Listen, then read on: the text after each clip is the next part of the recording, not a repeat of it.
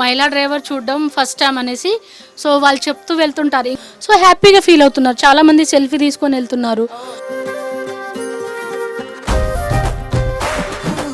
Only train, only flight అవన్నీ ఆ రెండు నేను చేయలేను. మిగతా వెహికల్ అన్నీ నడిపిస్తాను.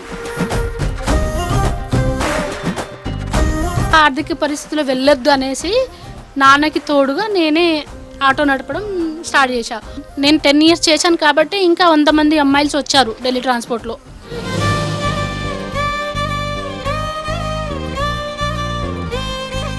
కష్టం వచ్చిందని బాధపడట్లేను. కష్టం వచ్చినందుకు కూడా హ్యాపీగా అనిపిస్తుంది మ్యామ్. అమ్మ నాన్నకు తోడుగా ఇంకా వచ్చే డ్రైవర్లకు సపోర్ట్గా ఇలానే లైఫ్ సాగాలని అనుకుంటున్నాను. రాష్ట్రపతి అవార్డు కూడా వచ్చింది తొలి మహిళా డ్రైవర్గా. ఒక విశ్వాసంతో వాళ్ళని హ్యాపీ జర్నీ చేయించాలి, మనం కూడా హ్యాపీగా ఉండాలి.